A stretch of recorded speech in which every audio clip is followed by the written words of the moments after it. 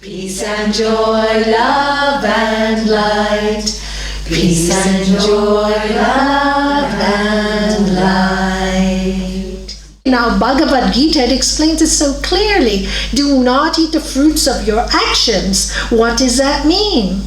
Don't live only for yourself. Simply, you're going to eat the fruit, share it. Don't just I, me, mine. The moment your mind is I, me, mine, it's a guaranteed recipe for unhappiness.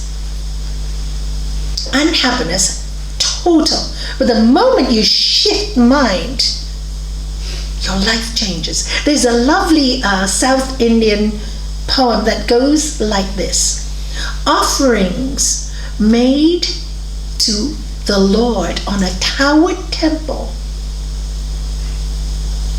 goes not to the noble temples that walk the earth. Offerings made to the noble temples that walk the earth reaches the Lord in the towered temple. Did you understand that? So you can go to temples and church and you don't look after people around you that's by your side. What is the point? What is the point of it all? But when you offer yourself to the noble walking temples, I love that, calling human beings, but look at the word noble. Noble. Make the offerings to the noble. In the Upanishads it says, do not honor those who do not deserve honor. What's going wrong in our world today? Tell me, just look around you. People in politics, people in religion. And still people are honoring them. They're doing all the wrong things and we're still honoring them. Why do you think our world is in such a state? Greedy leaders. Yeah, and we're just honoring them. Well, we're not, but many people are because of power. What happened in the Second World War? People honored who? Hitler. How did he manage? How did he manage to change the mind of so many good people? We are matter. Our bodies are matter. It will be influenced by matter. Our spirit, on the contrary, is not influenced by anything because spirit is energy. So most people live from body consciousness. Very few people live from spiritual consciousness. And this is, again, mindfulness, de-stressing. It's coming from the spiritual aspect. Is don't worry, be happy. This too shall pass. Everything passes. Yes, now you're going through a horrific time in your life. Sit back, pray a lot, laugh a lot. You can't laugh? Okay, contemplate. And just know, in 2 or 3 months, I'm going to feel better. It will pass. We don't have much time to live a good life. And the only reason we don't is we fall into old patterns. One of the really interesting things to look at for yourself is, do I complain? And maybe you'll get clever and you don't complain out here. Do I complain in my brain? That's the second step for the spiritual person. Because maybe you learn to control the mouth after a few months of practicing, but have you controlled your mind? Are you complaining in here and then saying nice things outside? That's where you need to look at.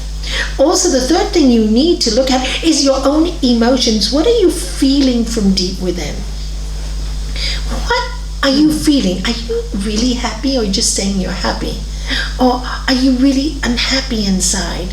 Look at those emotions and ask yourself, why? Why am I unhappy? Why? Again, it comes to I. Life hasn't turned out the way I thought it would. And because it didn't turn out the way you thought it would, you have to be miserable. No, maybe you flip your thought pattern. Maybe it didn't work out the way I thought it would because something better is coming. Whoa, whenever something drastic happens in my life and I go, wow, it means something really good is coming up. And I look forward to it. And always, a few months later, something really good happens because life is like that. And when something really good happens, also in a few months, something not so good will happen. But now you've strengthened yourself. So when you become strong, when the not so good happens, you accept pain. Kriya Yoga, accepting pain for purification. You got it. Because you've trained yourself. And that's all it is, training your soul, training your mind, training, and definitely coming back to the place, I am spirit. Ultimately, I am energy. And not only are you energy, we are electrical energy. We're full of electricity. You know that, right? We're electric. We have wires that go to our brain and beyond, if we can feel it. And if you just do this for a little while, your hair will start to stick up. You get static. You get static. That's electricity. We're electric. But our connection is with the universe. Our connection, in fact, it's not so good actually to sit right below a spotlight. Your head can feel a little painful after a while, if you're aware. Because so much electricity comes here, and you can receive electricity very quickly. When you meditate, that's what happens. All of you how many of you have never meditated in your life? Oh great, everybody has. And you know that sometimes, don't you feel this warmth in your head, right? The baby's head is very soft, right? Because the baby is still in communication, right? And that's why in the Indian tradition, if you go to Indian temples, why do they cover the head? Protect. And Jewish tradition, protect the holy spot from negative energy coming in, maintaining their own energy. That's all that it represents, because this is where we receive it. So when your mind is very clear, very clear, very clear, guess what happens? You just get all this amazing knowledge from you don't know where, or you just get quiet. It's just quiet. But if your energy level is disturbed, you will attract the electrical currents from this earth that are disturbed. That's why like attracts like. Because you're in the same energy field. And this is what to watch for in yourself. Think of yourself as a spiritual being having a physical body, and work from inside out rather than outside in. We can also work outside in when you do Hatha Yoga, for example. It is a practice that's supposed to take you inside. It's not about standing on your head or having the best posture ever. Nothing to do with that. It's about bringing the energy inwards. And when we finish in Yoga Mudra, which is, just bringing your head down and then it's coming back up, you can feel your own electrical energy. And then the last thing you want to do is talk. You just don't want to talk. That's the way the Hatha class should finish. You don't want to talk because you're so still. Now, when you are so still, guess what's happening? So much force is being built up in your body. We call it prana or chi or ki. It's being built up because you're not spending it outwards. We lose a lot of prana through speech, through a lot of movements. And we lose the most when we are stressed and angry. An angry person, you see this, whoa! You do that 2 or 3 times a day and your body will surely be arthritic when you're old.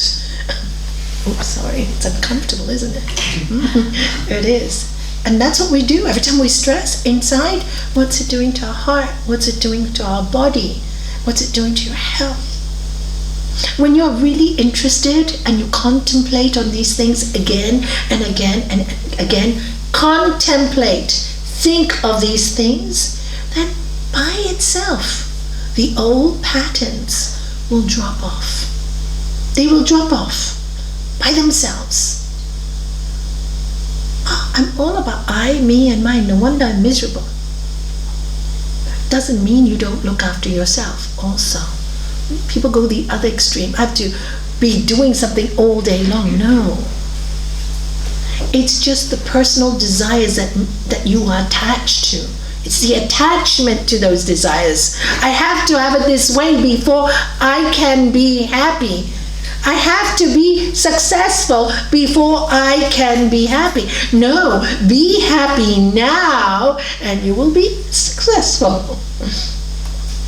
Don't wait. You could wait till you die. Don't wait. This is what keeps us falling into the old patterns. We think we have to wait for something to happen.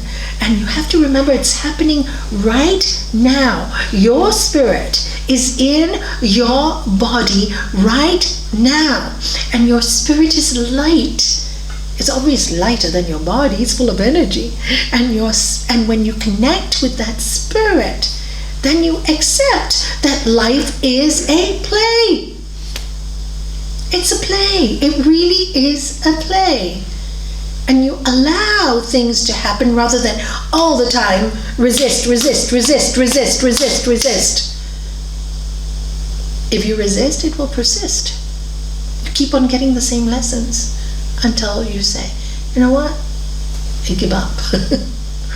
And that's also another method, and we call it Ishvara Pranidhanam, let go to the highest power, or let go to God, or whatever you want to call it. Just let go. You can't control everything, can you? Can you? Can't control anything in the end. Can't control anything. But what we can do is control this moment, and this is how you break your patterns.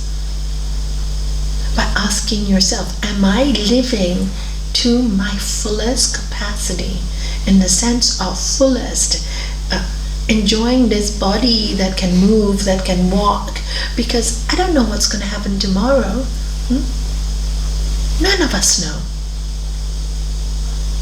Am I enjoying it to the fullest capacity? I have everything. You can have a beautiful life if this is not into victim mode, why me mode, because that's the only thing that will keep you going in a circle, round and round and round and round. And deep-rooted anger, deep-rooted guilt, deep-rooted fear, work them out. You really need to work them out. It stays in our body, it stays in our psyche. There is something about this body that cannot keep these horrible feelings of things that we may have done in the past that we are not proud of. Easiest way to clean out the slate is to go to the person and apologize. I was traveling someplace abroad, and there was this gentleman could never find his own peace. Had a beautiful family, lovely person, lovely wife, lovely kids, good job, everything working, no peace. And he said to me, Nalanie, I don't know why. I have everything, but I have no peace. So I said, he said, you know, my wife is the yogi, but I can't seem to understand. So I said, okay, let's spend an hour and a half with you. So talked, nothing really came out. So I put him in deep relaxation again. It's my favorite thing. It seems to get people relaxed that the subconscious talks to them. So out came, go back to your youth.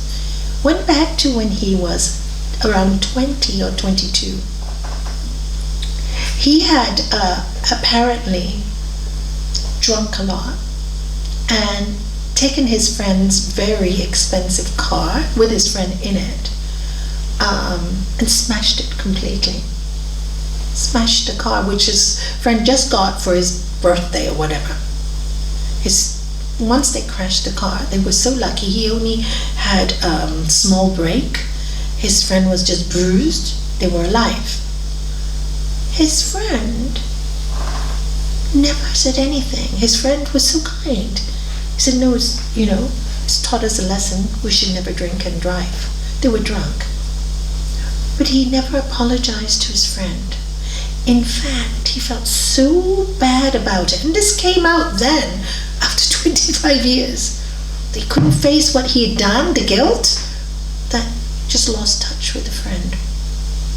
And his friend forgave him immediately. So I said, you need to call your friend tomorrow. Can you locate him? Can you find him? He said, I know he's back in the old city I used to live in. Could you find him? He said, yes, I think I could. And with the internet, I can find it, Facebook, whatever. I said, do it. That is your guilt that you've been carried. He said, I never thought about it. And then he just burst out crying and said, I never said sorry. And I never thanked him for not making me feel guilty. I said, well, 25 years later, not too late. You're still alive. And then he started himself practicing the meditation. He did get in touch with his friend. And he's releasing all that guilt. He's releasing. It could take a little time. He stored it up for 25 years. But at least he's lighter. He's lighter. It's interesting, the human mind, psyche, isn't it? You really have to release trauma because it belongs to this body, but not to the spirit. But we think our soul carries it, but our soul doesn't carry it. Our body carries it. Our mind carries it. So we have to release it from the mind. That is why forgiveness is one of the most incredible tools, either to forgive yourself or to forgive somebody else in your life. It is such an incredible tool. I tell so many people, unless you forgive, you cannot be happy. So do it for yourself. Oh, they don't deserve forgiveness, Nalanie. I said, yeah, I'm not asking you to do it for them. I'm asking you to do it for you.